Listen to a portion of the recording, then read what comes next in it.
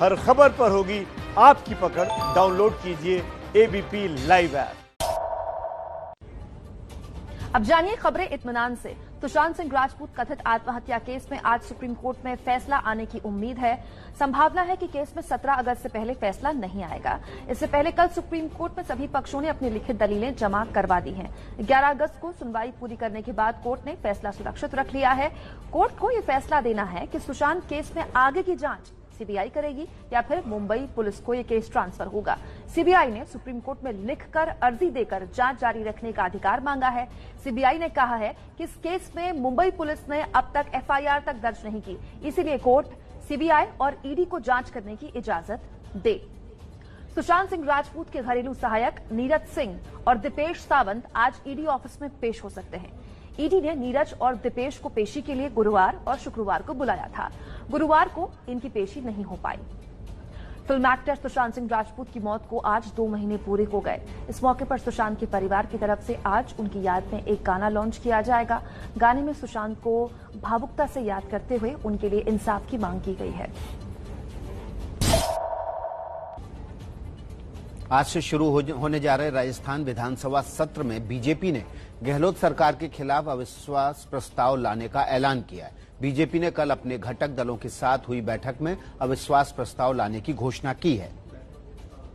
BJP के सरकार के खिलाफ अविश्वास प्रस्ताव लाने की घोषणा पर सीएम गहलोत ने कहा है कि हम विधानसभा में विश्वास प्रस्ताव लाने के लिए तैयार हैं। गुरुवार शाम को हुई कांग्रेस विधायक दल की बैठक में सीएम गहलोत ने कहा कि अब तक वो बातें हुई हैं उन्हें भूल जाना चाहिए और पार्टी को नई ऊर्जा से आगे बढ़ना चाहिए। बीएसपी के राष्ट्रीय महासचिव सतीश चंद्र मिश्रा ने राजस्थान के बीएसपी विधायकों के लिए व्हिप जारी की है। विधानसभा में किसी भी तरह के अविश्वास प्रस्ताव या किसी भी तरह की कार्रवाई में कांग्रेस के खिलाफ वोट करने के लिए पार्टी ने यह व्हिप जारी की है।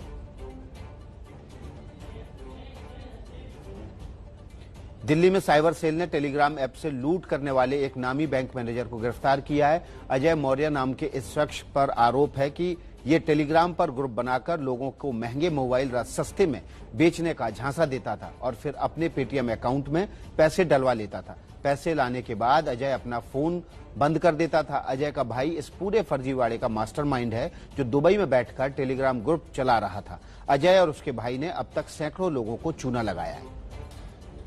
3 साल पहले डोकलाम विवाद पर मुंहकी खाने के बाद भी चीन के रवैये में कोई बदलाव नहीं आया है। लद्दाख में सीमा पर विवाद करने के बाद चीन ने अब भारतीय सेना की निगरानी के लिए डोकलाम बॉर्डर पर हाई रेजोल्यूशन कैमरे लगाए हैं।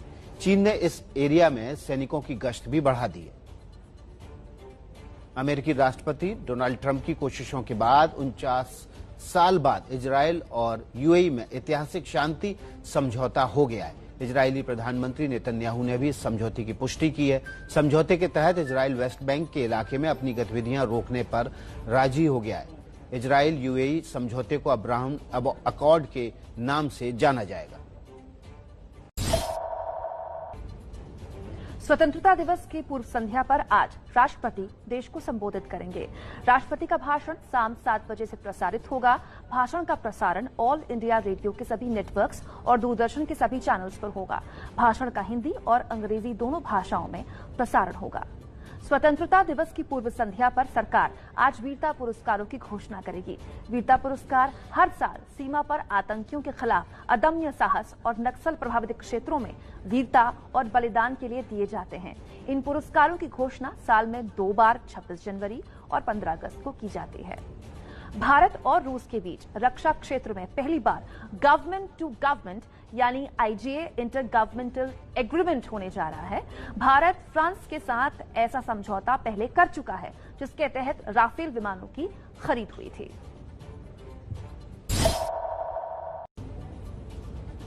देश में सरकार आज थोक महंगाई दर के आंकड़े जारी करेगी। थोक मूल्य सूचकांक पर आधारित मुद्रास्फीति की वार्षिक दर जून 2020 के दौरान -1.81% रही। जून 2019 में ये दर 2.02% थी।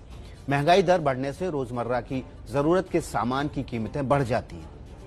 पंजाब में जहरीली शराब से हुई मौत के विरोध में आज अकाली दल के कार्यकर्ता प्रदर्शन करेंगे। अकाली दल के कार्यकर्ता खन्ना में सुबह 11 बजे से प्रदर्शन करेंगे। अकाली दल अध्यक्ष सुखबीर बादल इस प्रदर्शन की अगुवाई करेंगे।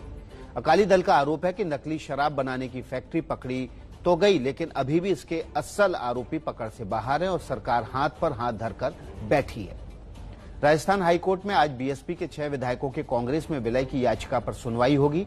सुनवाई सुबह 10:30 बजे होगी। कोर्ट बीजेपी विधायक मदन दिलावर की उस याचिका पर सुनवाई करेंगे जिसमें 6 विधायक संदीप यादव, बाजेवली, दीपचंद खेरिया, लाखन मीणा, जोगेंद्र अवाना और राजेंद्र गढ़ा के कांग्रेस में विलय को चुनौती दी गई है। याचिका में राजस्थान विधानसभा अध्यक्ष के विलय के आदेश पर रोक लगाने की अपील की गई है। सुप्रीम कोर्ट आज विश्वविद्यालयों में फाइनल ईयर के पेपर रद्द किए जाने की याचिकाओं पर सुनवाई करेगा। याचिकाओं में यूजीसी के 30 सितंबर तक फाइनल ईयर के पेपर करा लेने के फैसले का विरोध किया गया है। याचिका में कहा गया है कि देश में कोरोना के बढ़ते खतरे के बीच छात्रों को परीक्षा के लिए बुलाना उनकी जान से खेलना जैसा है। इस मामले में यूजीसी ने कोर्ट में अपना पक्ष रखते हुए कहा कि उसने छात्रों के भविष्य के मद्देनजर ही परीक्षाएं कराने का निर्देश जारी किया है। छात्रों को ऑनलाइन और ऑफलाइन दोनों तरीकों से परीक्षा देने का विकल्प भी दिया जा रहा है। केंद्रीय गृह मंत्रालय ने सुप्रीम कोर्ट को बताया है कि शिक्षा मंत्रालय के आग्रह पर फाइनल ईयर के पेपर के आयोजन के लिए कॉलेजेस को खोलने की इजाजत दी गई है।